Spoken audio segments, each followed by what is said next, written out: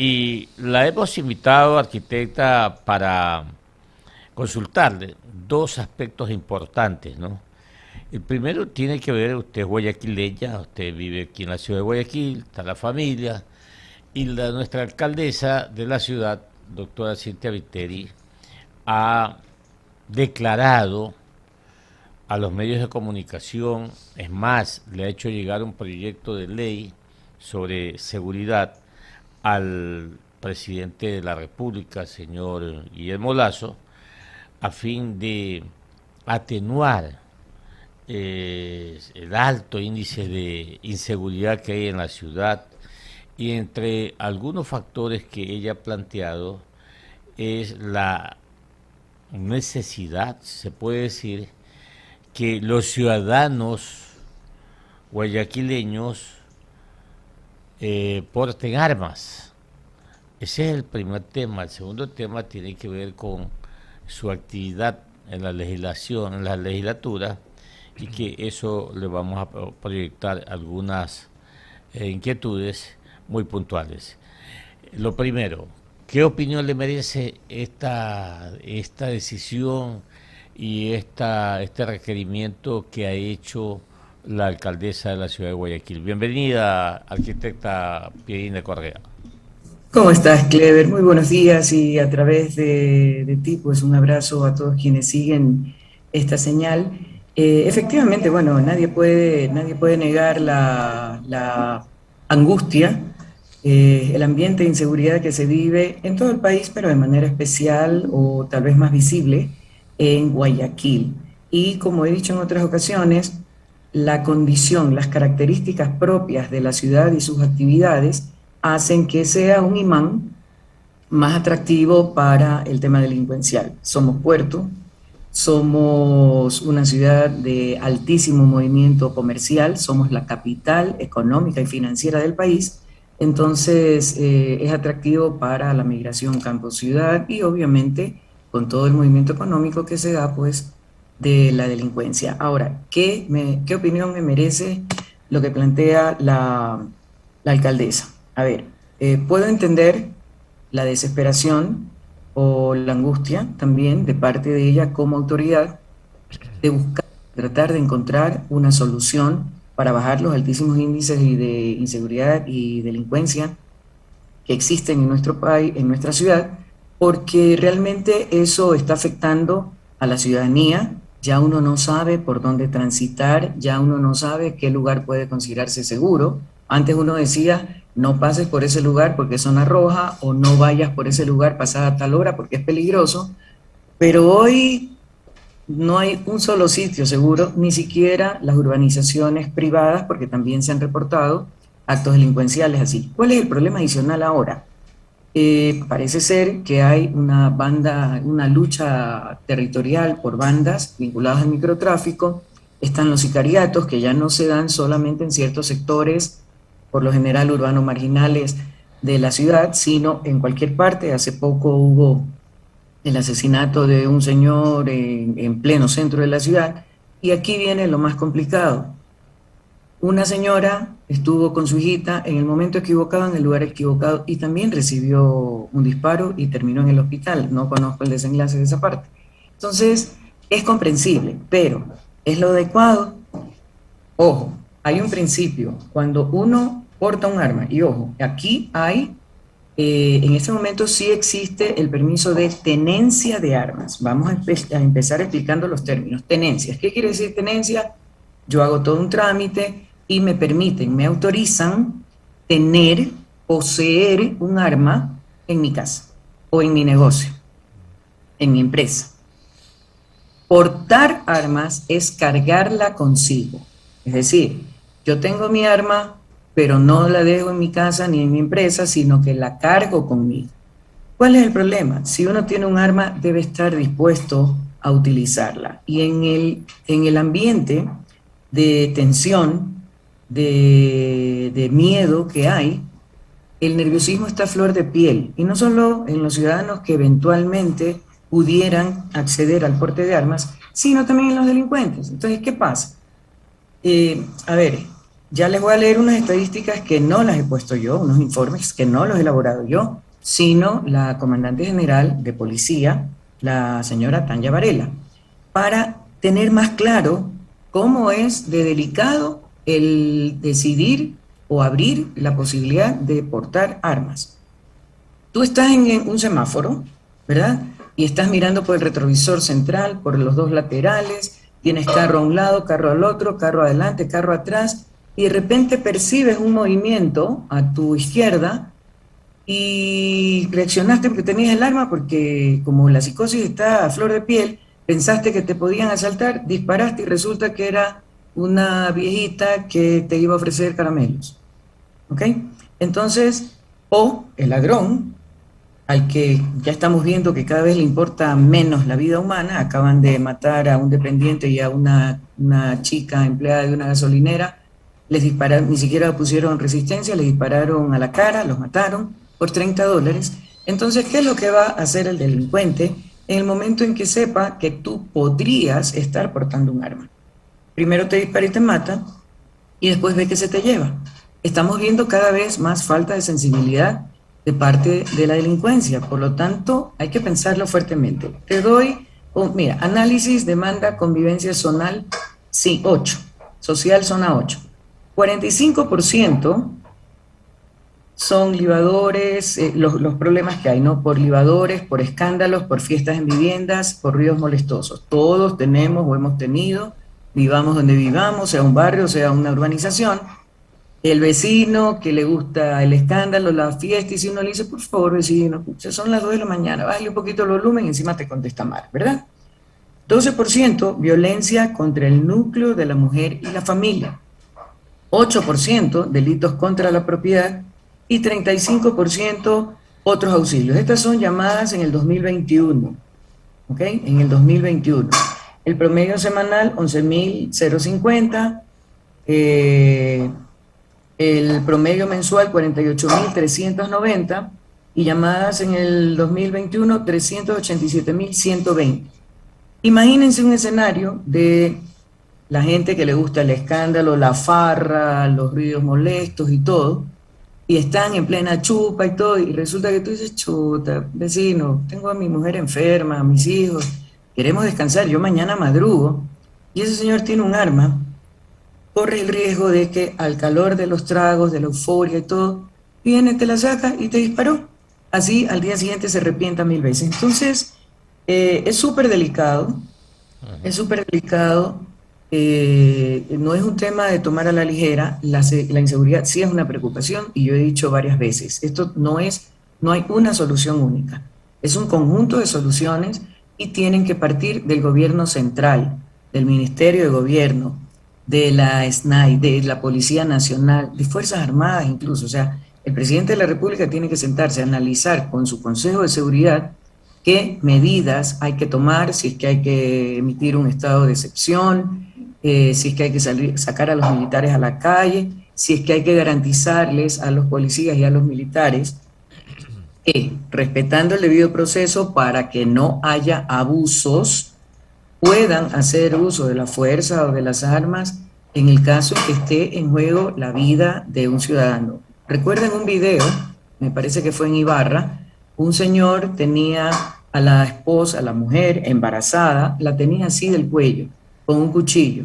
La policía estaba a 3 metros de distancia, y no uno, varios policías. Y todos fuimos testigos, poco menos que en tiempo real, a través de las redes sociales, de cómo el hombre asesinó a cuchilladas a la mujer, y nadie hizo nada. Yo le decía, pero por Dios, ustedes practican tiro, son buenos tiradores. Un disparo en el hombro, la misma reacción, hace que la suelten y entonces reaccionaban. No es que después, si hacemos algo, somos demandados, somos denunciados, somos enjuiciados, nos toca pagar a nosotros mismos el abogado y podemos terminar en la cárcel. Efectivamente, hay un policía que intervino en un tema, mató a 2 de los delincuentes, desafortunadamente uno de los delincuentes era menor de edad y está preso. Entonces se sienten abandonados, se sienten no apoyados por sus autoridades, por la ley, ¿ya? Entonces, ahí hay un problema. Hay que darles las garantías a través de las leyes de que, ojo, repito, en función del debido proceso. O sea, no es que el policía o el militar va, mató a tres fulanos y digo, ay, no, es que estaba en cumplimiento de mi deber. No, tiene que haber el debido proceso para que pueda ser sobreseído o, digamos, aclarada en qué condiciones fue la situación. Si siete no, vamos, cincuenta y uno Pierina, sí, sí.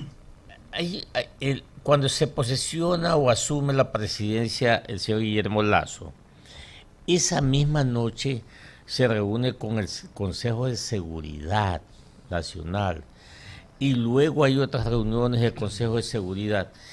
Eh, mi pregunta, mi interrogante enorme, ¿será que Guayaquil es una ciudad del tamaño del DF de México o de Sao Paulo? Eh, Porque acá de lo que yo conozco y usted conoce y todo el mundo conoce, nosotros no llegamos a 3 millones de habitantes, ¿no? ¿Y cómo es que con tantos equipos e instrumentos y cosas que se han comprado, se han dotado a la Policía Nacional, hay un área, un departamento que se llama esto de inteligencia policial, inteligencia militar, pero no, no encuentro una explicación, Pierina, para no controlar o atenuar por lo menos este alto índice de inseguridad. ¿Cuál Mira, yo es la creo que es un opinión? tema Ah, de voluntad política y de amarrarse los pantalones. O sea, no es un tema sencillo. ujú. En esas primeras reuniones del Consejo de Seguridad también determinó que iba a declarar en emergencia el sistema carcelario y todo, y bueno, ya estamos viendo, todos hemos sido testigos de los actos ya de barbarie viven al interior de los centros penitenciarios, las armas van y vienen hasta la última, la mujer de uno de los duros de la penitenciaría pasó 5 días de luna de miel interna adentro. Entonces, Ay, granadas, a ver, la primera pregunta, ¿cómo están entrando esas cosas?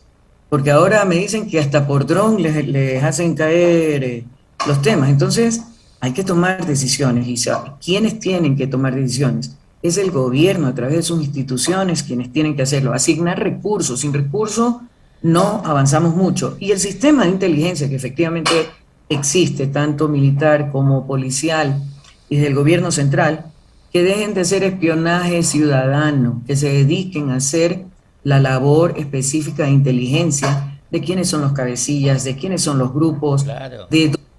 para prevenir. Antes así se hacía el control. Había inteligencia y se detectaban las alarmas que hacían tomar decisiones y prevenir. Prevenir. Miren toda la tragedia que se está viviendo como consecuencia de la matanza en la cárcel. Hay padres que estaban con pensión alimenticia, hay señores que habían sido condenados por delitos menores a 1 año, estaban a 3 meses de salir, y encima el drama de la familia, a ver si la cabeza coincide con el cuerpo y si es su pariente o no. Entonces, hay que entender toda la magnitud de lo que se está viviendo. Efectivamente, Guayaquil tiene alrededor de 2.5, 2.7 millones de habitantes. A ver, México DF sobrepasa los 20 millones. Claro. Sao Paulo también es una ciudad, una metrópoli inmensa, pero ya te digo, tenemos efectivos policiales, tenemos efectivos, me parece que son más de 40, 45 mil, en Fuerzas Armadas debe haber otro tanto, entonces, y tienen el entrenamiento, tienen el armamento, que no vayan a lo que sucedió en octubre de hace 2 años. No, no se trata de eso. Se trata de, junto con inteligencia, ubicar los focos, combatir, encerrar. Puede ser que como lo estoy diciendo, alguien diga, ah, sí, claro, es facilito decirlo. No, ya se lo ha hecho, había control. En este momento se nos está yendo de las manos, desafortunadamente. ¿Y quiénes pagan los platos rotos? La ciudadanía, el pobre, el ciudadano de a pie que sale a trabajar, se despide de su esposa, de sus hijos y se encomienda a Dios para ver si regresa vivo. el otro día en Quito a una señora de 61 años le dispararon en la cara directamente sin la menor duda y desparpajo, y luego al esposo en el suelo le cayeron a patadas en la cabeza y todo, hasta que le lograron arranchar 600 y pico de dólares, que creo que era su dilación. Entonces, el temor se está enseñoreando en nuestra ciudad, en nuestro país en general, pero en nuestra ciudad mayor. Otras medidas, no llegar a cerrar fronteras, pero, o si es el caso hacerlo, pero poner visas, por ejemplo, retomar la revisión de récord policial, contrastarlo de gobierno a gobierno, para eso son las sedes diplomáticas, para cruzar información, y en algo controlar el ingreso de personas, porque, ojo, no todos quienes ingresan, no todos los migrantes son delincuentes, pero lastimosamente sí se han reportado casos de personas migrantes que son quienes están cometiendo algunos de los delitos. Entonces, controlar, o sea, hacer un trabajo conjunto con todas las instituciones del gobierno y en el caso de policías y militares, decirles, les garantizaremos el debido proceso en caso de algún enfrentamiento con la delincuencia y que haya bajas por parte de los delincuentes. Entonces, es muy complicado, Sí, pero muy la ciudadanía complejo. ante la desesperación puede estar dispuesta a apoyar una iniciativa como abrir el porte de armas, pero ojo, el porte de armas inclusive en un militar que tiene formación, en un policía que Ujú. tiene formación, es delicado. Sí, Tiene sí, que ver también con esto, no así es. solamente con la habilidad de que no le falle el pulso, que Ujú. tenga estabilidad, buena puntería, etcétera, etcétera. Entonces, cuidado con eso, cuidado, vamos a tener una guerra campal Ujú. de los buenos contra los malos, y como los malos tienen más experiencia, seguramente las bajas serán del lado de los buenos. Entonces, Sí, hay que tener mucho cuidado con eso. Y como les dije en las estadísticas, a lo mejor los casos de femicidio, los casos de violencia intrafamiliar, ya no se van a resolver con el golpe, el empujón o la patada, sino con el sino plomo. con un balazo. Bueno, Entonces, hay que tener cuidado. 7:58. El licenciado Escobar tiene inquietudes para la arquitecta Piriña Perdón, el Correa. licenciado Escobar, antes, buen día, antes de que usted me haga alguna pregunta. El otro tema es que mucha gente dice, pero la Asamblea no está haciendo nada, hagan leyes. A ver, sí estamos trabajando en las leyes, lastimosamente no es de soplar y hacer botella, no es que llegó alguien y presentó y al día siguiente está la resolución. Por ley tenemos procesos, tenemos etapas, tenemos términos, tenemos plazos y hay que cumplirlos, pero tenemos muchísima conciencia de que hay que hacer cambios como endurecimiento de las penas, alargarlas, entre otras cosas, pero aquí hay varios actores, el gobierno con sus instituciones, las funciones del Estado, no solamente la legislativa, sino la judicial también, hay más de 15.000 internos en en los diferentes centros de rehabilitación que no tienen todavía sentencia, entre otras cosas. Es un trabajo conjunto. Pierina, Adelante. yo al comienzo de este programa dije si la legislatura tiene una agenda. ¿Tiene una agenda? La pregunta. Tenemos una agenda que se trabajó conjuntamente con todas las bancadas, con los jefes de bancadas y por supuesto con la señora Presidenta de la Asamblea. Es una agenda que va anual, va desde junio 2011 a mayo, perdón, 2021 a mayo Pero se está 2022. trabajando sobre ella. Se está trabajando, son 5 ejes a los que se han referido como mingas. Tienen que ver con, por ejemplo, uno con trabajo, otro con reactivación económica, otro con educación, otro con niños, niñas, adolescentes, la familia y la mujer, y por supuesto con el tema de seguridad ciudadana y reactivación productiva. O sea, Déjeme darle chance a Jorgito Escobar. Usted. sí, Asambleísta, buen día, un gusto saludarla. ¿cómo Espero se está? encuentre bien junto a su familia. Usted hablaba Gracias. de los procedimientos y claro, es aquello lo que se observó cuando el CAL no calificó el proyecto de ley para la creación de oportunidades. En este compás de espera, debido a que el gobierno, a través de su Secretaría General Jurídica, aún no toma una decisión, no se sabe si va a presentar un texto alternativo acogiendo las observaciones del CAL, si va a insistir con el texto original de la ley creo, o si, como también se ha dejado entrever, va a asumir lo que establece el artículo 140 de la Constitución, de considerar que el plazo de los 30 días tras la presentación de un proyecto de ley de carácter económico urgente, al no ser aprobado, modificado o negado por la Asamblea, simplemente entraría por el Ministerio de la Ley. Ustedes han hecho las observaciones en torno a lo último, que no procede, según el criterio incluso de algunos constitucionalistas, pero podría ser que al interior del gobierno hay otra lectura, asambleísta. ¿Cómo está, licenciada? Muchísimas gracias, súper interesante su pregunta, y para mí es importantísimo que la gente, la ciudadanía, conozca cuáles son realmente los procesos y qué dice la ley. A ver, ¿cuál es el proceso? Usted ingresa un texto para una ley o para reformar una ley, ¿ok? Ley nueva o reforma la ley. Esto pasa por la unidad técnica legislativa. Tiene 5 días para emitir un informe. ¿Qué hace esta unidad técnica legislativa? Revisa el texto de lo presentado para que no se contraponga con la Constitución, para que esté jurídicamente sustentado, bien elaborado, bien planteado. Si no es el caso, como la ley de oportunidades tiene más de una materia y la ley dice que cada ley debe tener una sola materia, ¿okay? Y aparte de eso también señala que debe haber conexividad entre los diferentes articulados, lo que se está tratando. Esta ley tiene aproximadamente 300 y algo de artículos. Entonces, la unidad técnica legislativa se pronunció en su informe, que no es vinculante, pero tiene su peso, es el primer filtro, digamos. Se pronunció en el sentido de que no cumplía, tal como estaba planteado, con estos 2 puntos principalmente. Lo pasan al CAL, el CAL tiene 30 días para revisar el informe, revisar también la ley y pronunciarse respecto de si coincide y acoge el informe de la UTL o continúa con el trámite. El CAL consideró que efectivamente el informe era sustentado y lo devuelve al Ejecutivo. Ojo, no estamos rechazando la ley, estamos devolviendo todo el texto al Ejecutivo. ¿Con qué recomendación? Que como toca varias materias y cambia, reforma 31 leyes, que lo separe en 2 o 3 cuerpos legales, ya ahí sí, con única materia. Por ejemplo, habla de económica urgente. ¿Qué económica urgente puede ser? Poner impuestos que empiezan a aplicarse o a pagarse a partir del 22 o del 2023. ¿Qué de urgencia puede tener eso?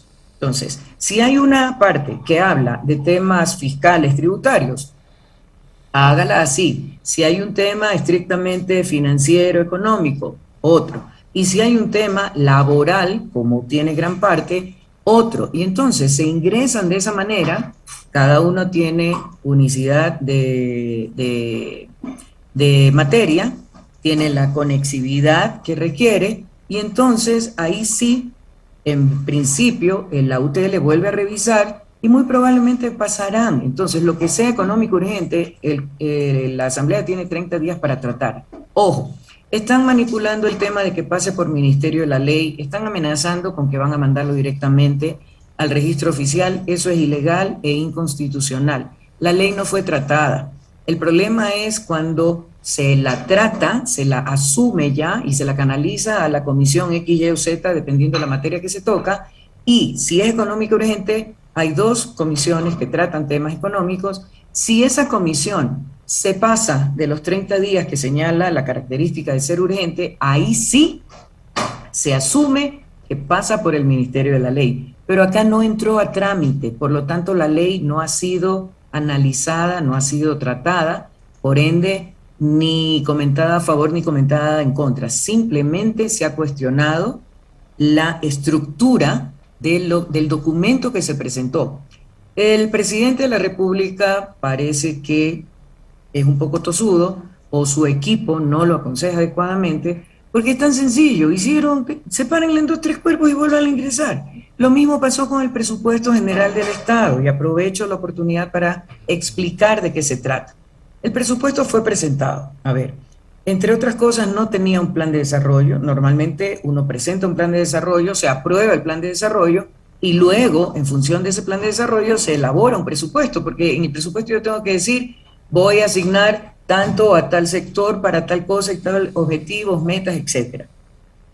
se observó, ojo, el presupuesto pasó los diferentes filtros iniciales y se asignó a la Comisión de Régimen Económico. Ahí lo hicieron el análisis y concluyeron con un informe que fue el aprobado en la Asamblea. ¿Y en qué consistía? Devolverle al Ejecutivo con observaciones. El Ejecutivo tiene 10 días para acatar las observaciones o ratificarse en el presupuesto original. El presidente, eso vencía el 1 de octubre. El 4 de octubre, el presidente remite a la Asamblea el mismo presupuesto, ratificándose en el mismo presupuesto y un poco respondiendo o comentando las observaciones elaboradas por la Asamblea. ¿Qué procede? Está fuera de tiempo. ¿Qué dice la ley? Y la ley es clarísima. Dice que si se dan las cosas en esas circunstancias, ¿qué es lo que pasa? Continúa vigente el presupuesto del año anterior. Recuerden que este año fue electoral y la ley dice que no se trabaja un nuevo presupuesto en año electoral, sino que continúa el presupuesto del año anterior. Así es. Acá el presidente tenía la posibilidad de proponer un presupuesto para el año fiscal y luego para los 4 años de su gobierno. No lo hizo, no ingresó a tiempo, salió completamente de fechas. Entonces nosotros, ¿qué es lo que resolvimos ayer en la Asamblea? Apegados a ley, decirle, caballero, por estas y estas razones, su presupuesto no va, se mantiene hasta fin de año el presupuesto del año anterior. Eso es lo que se ha hecho. Sí. Por eso es importante, porque, Leo, hay mucha manipulación en el sentido de que nos dio la gana, nos oponemos a todo. No. Así es. Eso, hay etapas, hay plazos, hay términos, hay lineamientos, y nosotros, al ser parte del poder legislativo, la primera función del Estado, debemos ser los primeros en actuar apegados en ley. Eso Totalmente es lo de acuerdo, arquitecta. Perdón, pero la verdad es que se nos agota el tiempo. Algo corto para finalizar. ¿También se manipula aquellos escenarios de consulta popular o muerte cruzada, según UNES? También están al susto, ¿no? O sea, están tratando de trabajarnos al susto de la presión. Primero, una campaña evidente de desprestigio de la Asamblea, continuo, contra todos se van. Segundo, la amenaza, ¿no? Uy, qué susto, muerte cruzada. A ver, en muerte cruzada, lo permite la ley, evidentemente, en muerte cruzada nos vamos todos. Y el Consejo Nacional Electoral... Tiene la capacidad, arquitecta. Las dos funciones tienen la capacidad. Ustedes con el 130 de la Constitución, el Ejecutivo con el 148. Así es fuego cruzado. De los dos lados puede ser. Pero si ¿qué es lo que pasa? Si el Ejecutivo disuelve la Asamblea, es decir, manda muerte cruzada, él también tiene que irse. Y el CNE en 7 días tiene que convocar elecciones que tienen que darse en los 90 días siguientes. Entonces, hay ahora último han comenzado a decir, uy, ¿qué pasa si el presidente renuncia? Asume el vicepresidente y luego hay que mandar una terna a la Asamblea para designar al nuevo vicepresidente. Pero si lo destituyen, no hay...